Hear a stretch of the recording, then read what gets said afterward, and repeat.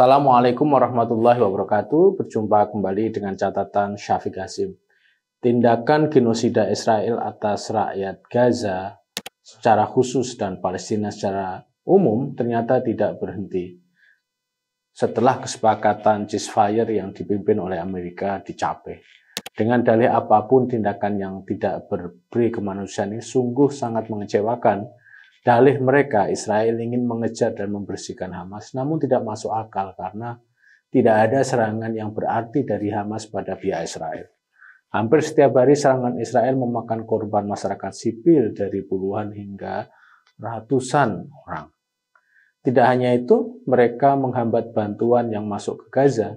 Truk-truk besar yang membawa makanan dihalang-halangi bahkan ditolak. Pasca perjanjian damai, menurut catatan ada sebanyak 1.500-an gedung yang dirusak Israel. Menurut catatan sampai akhir 2025, pihak Israel telah melanggar perjanjian sebanyak 283 kali. Angka ini dilaporkan oleh Julia Connelly misalnya, penulis dari Common Dreams. Menurut Julia, IDF Israel Defense Force membom, menembaki, dan menyerang serta merusak rumah bangunan gedung-gedung yang dimiliki oleh Gaza. Dalih mereka tetap sama, yaitu membela diri dan membalas Hamas, karena menurut mereka Hamas melakukan hal yang sama dengan mereka. Tapi masalahnya, klaim mereka selalu seperti itu, sebab Hamas sudah tidak melakukan balasan pada Israel. Pada kenyataannya, Israel memang menyerang saja. Keinginan tentara-tentara Israel untuk menghancurkan Gaza memang sudah terlihat begitu jelas. Semua mata dunia menyaksikan itu. Amerika sendiri melalui mulut Trump juga bertindak, bahkan memahami serangan-serangan Israel. Trump atau penguasa Amerika dalam membela Netanyahu itu bertindak tanpa batas. Upaya perdamaian yang mereka gembar-gemborkan juga tidak efektif dan cenderung melegitimasi continuous violence. Bisa kita bayangkan, tidak secara nalar sehat, serangan Israel pada 29 Oktober ke Gaza menyebabkan korban 1.900 orang mati dan 52-nya itu anak-anak. Oleh Donald Trump dianggap sebagai ganti rugi atas balasan atau retribution atas kematian satu orang prajurit Israel. Logika Trump jelas-jelas sesat. Kok bisa kematian satu orang dibalas dengan kematian 109 orang? Dan di dalamnya ada anak-anak yang bukan prajurit.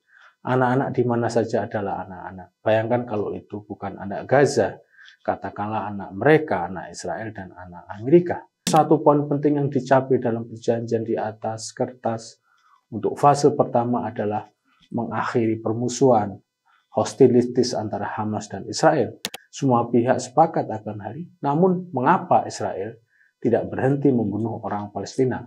Menurut data 10 dari orang yang dibunuh oleh IDF, 9 orang itu masyarakat sipil.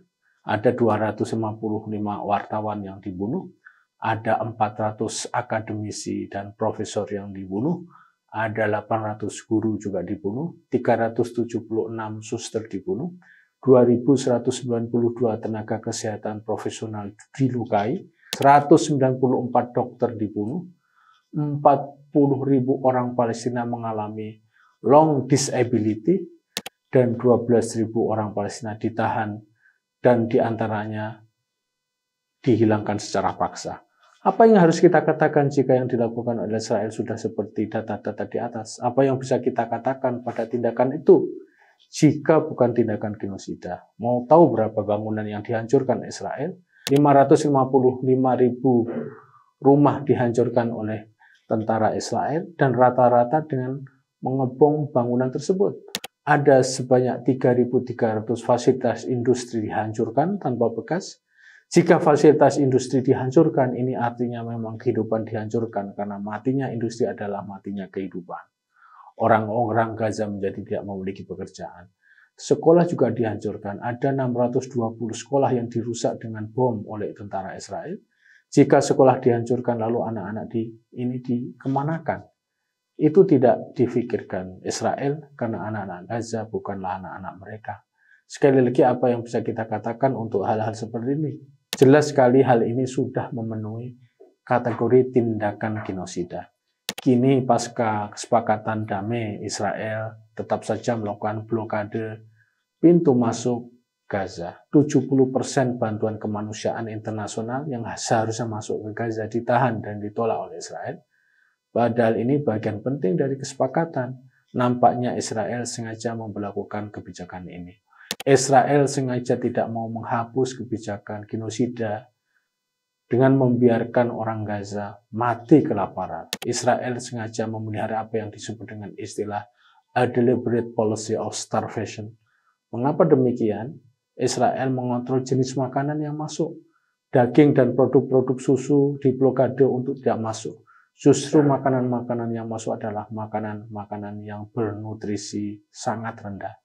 Gaza sampai saat ini masih dihuni sekitar 2 juta penduduk, di mana di antara mereka anak-anak, bayi, dan ibu-ibu hamil yang membutuhkan makanan dan asupan yang esensial.